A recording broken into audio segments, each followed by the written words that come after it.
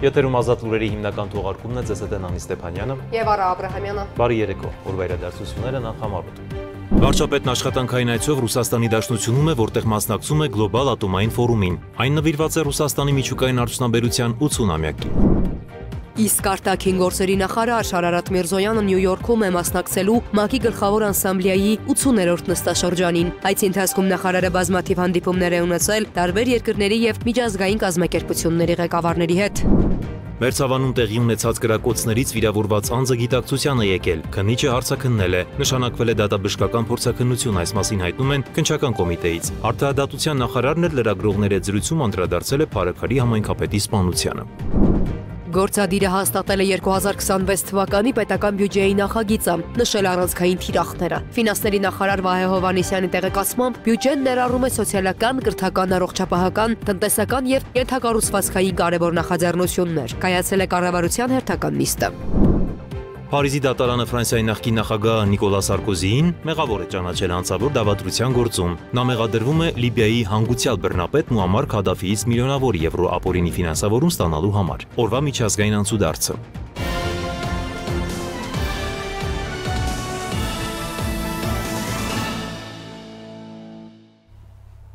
Վարչապետ Նիկոլ Փաշինյանը աշխատանքային այցով Ռուսաստանի Դաշնությունում է, նա մեկնել է Մոսկվա մասնակցելու գլոբալ ատոմային ֆորումին, որը նվիրված է Ռուսաստանի միջուկային արդյունաբերության 80-ամյակին։ Ֆորումն արդեն մեկնարկել է, մինչ այդ Վլադիմիր Պուտինը, Նիկոլ Փաշինյանը եւ համաշխարհային ատոմային ֆորումի մյուս մասնակիցները ոչ պաշտոնական միջավայրում հանդիպում են ունեցել։ Ի դեպ Կրեմլի մամուլի քարտուղար Դմիտրի Պեսկովը հայտնել է, որ նախատեսվում է Փաշինյանի եւ Պուտինի հանդիպում։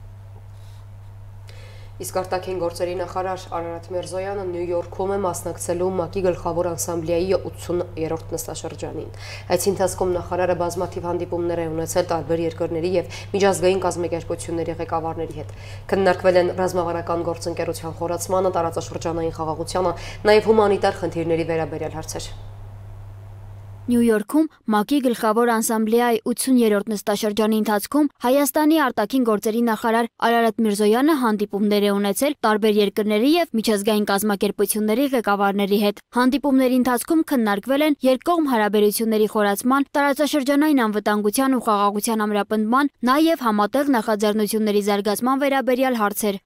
Միրզոյանը հանդիպել է Ֆրանսիայի, Եվրոպայի եւ արտաքին գործերի նախարար Ժան-Նոել Բարոյի հետ։ Զրուցակիցները քննարկել են Հայաստանի եւ Ֆրանսիայի միջև ռազմավարական գործընկերության խորացման հեռանկարները, նաեւ Ֆրանսիայի շարունակական աջակցությունը Հայաստանի ժողովրդավարական բարեփոխումներին եւ տարածաշրջանային խաղաղության ամրապնդմանն ուղղված նախաձեռնություններին։ Այնուհետև նախարար Միրզոյանը հանդիպել է Լիբանանի արտաքին գործերի եւ էմիգրանտների հարցերով նախարար Յուսեֆ Ռաջիի հետ, քննարկել Հայաստանի եւ Լիբանանի միջև երկկողմ գործակցության զարգացման հարցերը, նաեւ Լիբանանի եւ տարածաշրջանային խաղաղության պահպանմանն ուղղված քայլերը։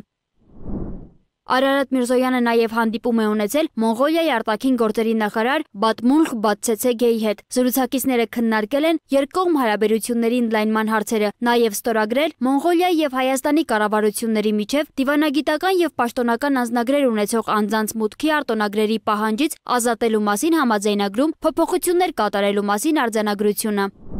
Կայացել է Միրզոյանի հանդիպումը Ավստրալիայի եվրոպական եւ միջազգային հարցերի դաշնային նախարար Բեատե Մայլեն Ռազինգերի հետ։ Հանդիպման ընթացքում քննարկվել են Հայաստանի եւ Ավստրալիայի միջև երկկողմ հարաբերությունների դինամիկ զարգացմանը միտված քայլերը, նաեւ ԵՄ գործընկերության խորացման հեռանկարները։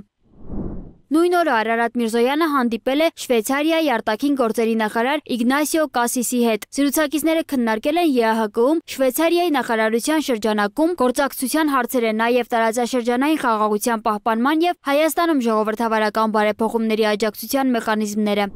Հանդիպում է տեղի ունեցել նաև Օմանի արտաքին գործերի նախարար Բադր բին Համադ բին Համուդ Ալ-Բուսայդի հետ։ Օրակարգում են եղել երկկողմ գործակցության ընդլայնման հնարավորությունները, Հարավային Կովկասում եւ Մերձավոր Արևելքում տեղի ունեցող զարգացումները։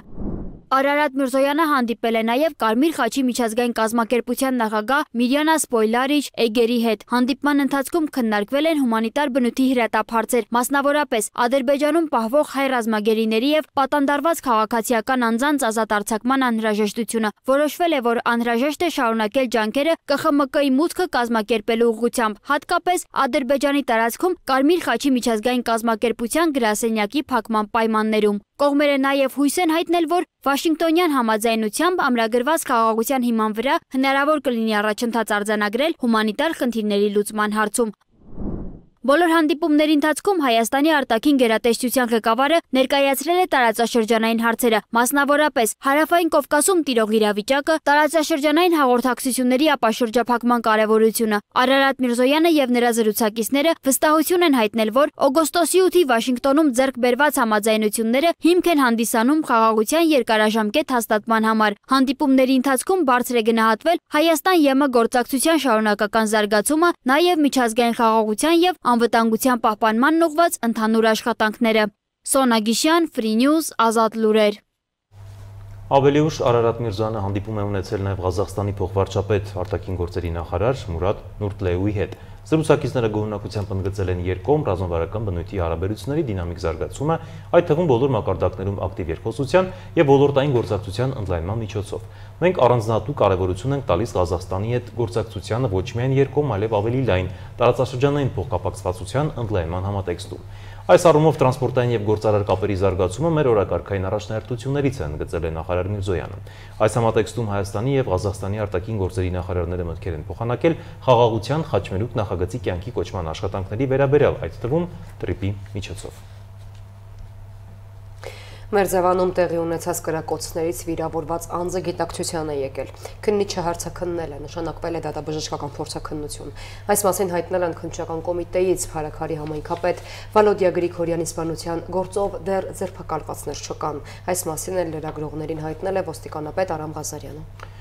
Ինչպես հայտնի է, նախորդային դիմակավորված անձը ինքնաձիգից կրակահերթ է բացել Փարաքար համայնքի ղեկավար Վալոդիա Գրիգորյանի, վերջինիս ընկերոջ ոստիկանության ծառայող Կարեն Աբրահամյանի եւ նրանց հետ գտնվող Արծրուն Գալստյանի ուղղությամբ, ինչի հետևանքով Վալոդիա Գրիգորյանը եւ Կարեն Աբրահամյանը մահացել են, իսկ Գալստյանը տեղափոխվել բժշկական կենտրոն եւ ստացել է բուժօգնություն։ Արտադատության նախարար Սրբի Գալյանը հայտարարել է, որ Վալոդիա Գրիգորյանի սպանության գործը պետք է քննվի միայն օբյեկտիվ հանգամանքների հիման վրա։ Նա ընդգծել է, որ իրավապահ մարմինները գործում են օրենքի շրջանակում անհապաղ, բայց ուշ աշխատանք կատարելով։ Նախարարը նաև ընդգծել է, որ նման հանցագործությունների բացահայտումը պահանջում է լիակատար անկախություն եւ իրավական ընթացակարգեր։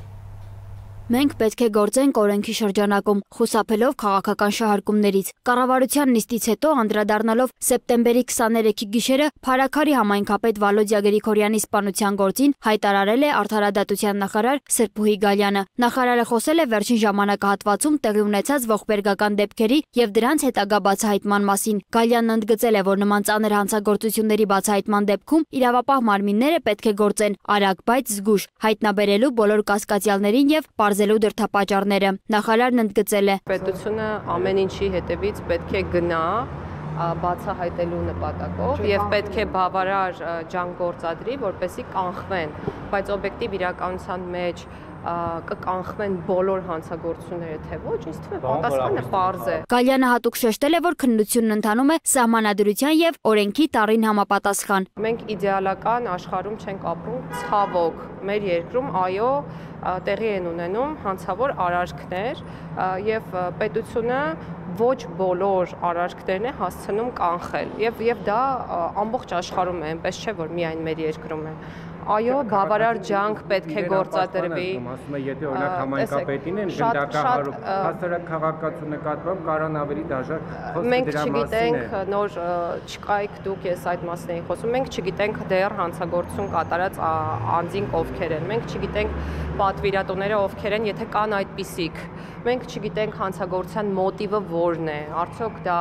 անձնական է, արդյոք կապված է անձի ծառայողական պարտականությունների կատարման հետ, այսինքն մենք չունենք որևէ ելակետ, որ ես հիմա ձեզ հետ այստեղ քննարկեմ, ասեմ, այս պատճառներով է դա տեղի ունեցել, իսկ այս մարդիկ գուցեև իրենց աշխատանքում թերացել են։ Սրբուհի Գալյանը նաև անդրադարձել է այն քննադատություններին, որոնք հնչել են իշխանության հասցեին Փարաքարի համայնքապետի սպանությանը հետևողական կերպով չարձագանքելու վերաբերյալ։ Նրա խոսքով նման դեպքերը պետք է զերծ լինեն քաղաքական շահարկումներից։ Նախարարն ընդգծել է, որ իրավապահ մարմինները, այդ թվում ոստիկանությունն ու դատախազությունը, առաջնորդվում են իրավական չափանիշներով ջանքերով, ոչ թե քաղաքական կարգադրություններով։ Գալյանը վստահեցրել է, որ կանեն հնարավորը, որպիսի նման դեպքերը չկրկնվեն։ Նախարարը նաև անդրադարձել է դատական գործընթացներին, նշելով, որ դրանք պետք է իրականացվեն առանց որևէ արտաքին միջամտության։ Պետությունը բավարար ջանք պետք է գործադրի, որպեսզի կանխարգելի հանցագործությունները եւ նաեւ մենք մշակում ենք առանձին ռազմավարություն, որը ուղղված է հենց հանցավորության թվերի նվազմանը եւ հանցագործությունների կանխարգելմանը եւ այդ առումով խնդիրը միայն դրված չէ իրավապահ մարմինների կամ ոլորտում քաղաքականություն մշակող մարմնի առջեւ, այլ խնդիրը շատ ընդհանուր է եւ խնդրի լուծման պատասխանատու նաեւ յուրաքանչյուր քաղաքացի է, ինչպես նաեւ շատ լայն սպեկտրի քաղաքացիներն են պատասխանատուները, սկսած մեր երեխաների կրթությունից, չգիտեմ, նախակրթական դպրոցից համապատասխան գիտելիքներ տալուց եւ այլն։ Նախարարը խոսել է նաև հանրային անվտանգությունից, նշելով, որ պետությունը պետք է հետամուտ լինի դատական համակարգի բարեփոխումներին, նվազեցնելու համար նման հանցագործությունների թիվը։ Ինչ վերաբերում է հասարակ մարդկանց անվտանգ զգալու խնդրին, ապա մենք ոչ թե պետք է նայենք 1-2 դեպքը, որոնք իրականում զարհուրելի են, խոսքը նրա մասին չէ,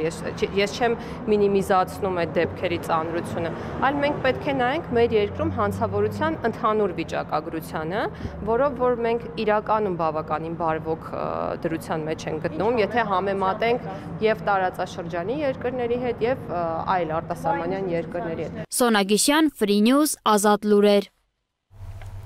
Կառավարությունը հաստատել է 2026 թվականի պետական բյուջեի նախագիծը, նշել առանցքային թիրախները։ Ֆինանսների նախարար Վահե Հովհաննիսյանի տեղեկացմամբ բյուջեն համահունչ է կառավարության ծրագրի առաջնահերթություններին եւ ներառում է սոցիալական, կրթական, առողջապահական, տնտեսական եւ ենթակառուցվածքային կարևոր նախաձեռնություններ։ Գործադիրի մեկ այլ որոշմամբ էլ 3 միլիարդ 219 միլիոն դրամ անկանխիկ եղանակով կհատկացվի կենսաթոշակառուների ու նպաստառուների 2025 թվականի հոկտեմբեր-դեկտեմբերի հետվճար տրամադրելու համար։ 3 միլիարդ 219 միլիոն դրամ անկանխիկ եղանակով կհատկացվի կենսաթոշակառուների եւ նպաստառուների 2025-ի հոկտեմբեր-դեկտեմբերի հետվճարները տրամադրելու համար։ Համապատասխան նախագիծը կառավարության գործընկերներին ներկայացրեց Աշխատանքի եւ սոցիալական հարցերի նախարար Արսեն Թորոսյանը։ Հետվճար տրամադրելու համար 2025 թվականի պետական բյուջեով նախատեսվել է ի սկզբանե 12 միլիարդ 432 միլիոն դրամ, հետո ճշտվել է 13 միլիարդ 152 միլիոն դրամ, սակայն տենդենսները հաշվի առնելով, այսօրվա որոշումն էլ ավելացնելով, տարեկան ընդհանուր կանխատեսումը մոտավորապես կլինի 16 միլիարդ 371 միլիոն դրամ։ Շահառուների թիվը նույնպես կանխատեսվածից ավելին է, արդեն մոտ ունենք 350,000 շահառու, ովքեր օգտվում են այս ծրագրից եւ ունենք ամսական մոտավորապես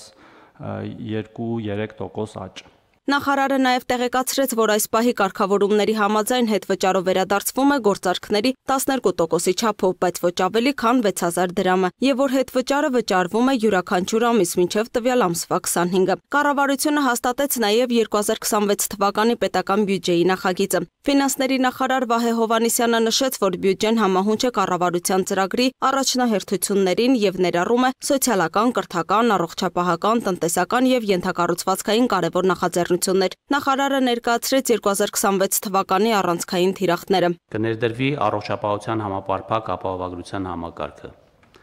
Կշարունակվի բռնի տեղանված անձանց կեցության, այդ թվում բնակարանային ապահովման եւ այլ ծախսերը հոգալու համար սոցիալական աջակցության ծրագիրը 55 միլիարդ դրամի չափով։ Կգործարկվի ընտանիքների անապահովության գնահատման նոր համակարգը, որը 25 թվականին պիլոտավորվել էր 2 մարզերում, 26 թվականից կկիրառվի ամբողջ հանրապետությունում, որի նպատակը Հայաստանում ծայրահեղ աղքատության հաղթահարումն է եւ անապահովության մակարդակի նվազեցումը։ Կշարունակվի անուսալի վարկային պարտավորություններ ունեցող աշխատաշուկայից դուրս մնացած կամ մասնակի ֆորմալ զբաղվածություն ունեցող անձանց աջակցության ծրագիրը։ 26 թվականին պետական բյուջեով ծրագրի գծով նախատեսվել է 9.7 միլիարդ դրամ։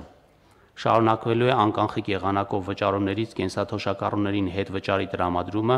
որի գծով 26 թվականի պետական բյուջեով նախատեսվել է 20 միլիարդ դրամ։ Ակադեմիական քաղաք ծրագրի համար նախատեսվել է 4.9 միլիարդ դրամ։ Նախագծման, կառուցման եւ միջազգային խորհրդատվական ծառայությունների համար։ Նախարարը ներկայացրեց նաեւ մյուս ծրագրերը, որոնք նախատեսում են իրականացնել։ Հանրակրթական դպրոցների ուսուցիչների նախնական եւ միջին մասնագիտական արտադպրոցական ուսումնական հաստատությունների մանկավարժահոգեբանական աջակցության կենտրոնների մանկավարժական աշխատողների ատեստավորման արդյունքում կապահովի վերջիններիս աշխատավարձերի աճը։ Կշարունակվի դպրոցների եւ մանկապարտեզների կառուցման, հիմնանորոգման եւ վերանորոգման աշխատանքները, ապահովելով նաեւ նրանց հագեցումը անհրաժեշտ գույքով եւ սարքավորումներով։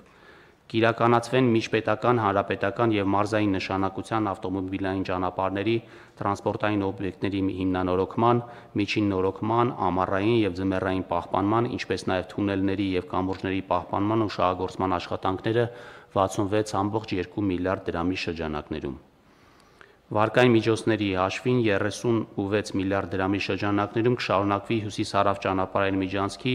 Աշտարակ-Թալին 34 կիլոմետր, Քաջարան-Ագարակ 32 կիլոմետր հատվածների շինարարությունը,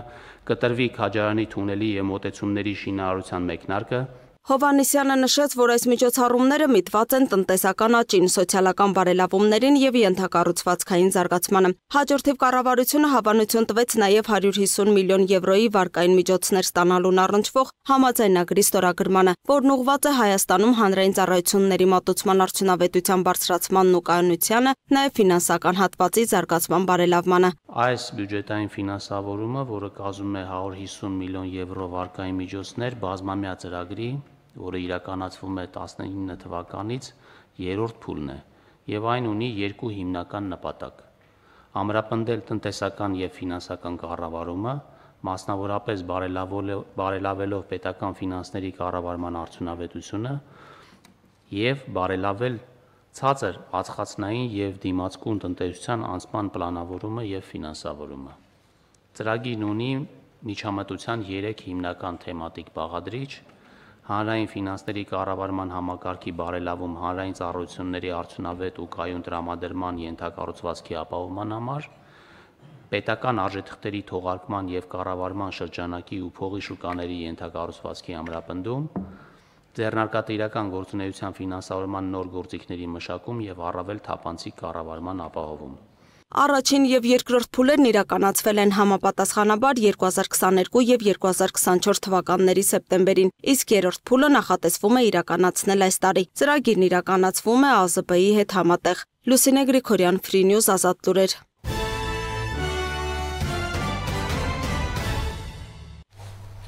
Շարունակում ենք թողարկումը Փարիզի դատարանը Ֆրանսիայի նախկին նախագահ Նիկոլա Սարկոզիին մեղավոր է ճանաչել հանցավոր դավադրության գործով։ Նա մեղադրվում է Լիբիայի հանգուցյալ բռնապետ Մուամմար Քադաֆիից միլիոնավոր եվրո ապօրինի ֆինանսավորում ստանալու համար 2007 թվականին նրա հաջող նախագահական քարոզարշավն անցկացնելու նպատակով։ Սարկոզին չի ընդունել մեղադրանքը։ Իրավապահները ավելի վաղ պնդել էին, որ Սարկոզին եւ նրա աշխատակազմը Քադաֆիից ստացել է առնվազն 50 միլիոն եվրո։ Սարկոզին Ֆրանսիայի նախագահն է եղել 2007-2012 թվականներին։ Միջազգային նորությունները տեսաշարով։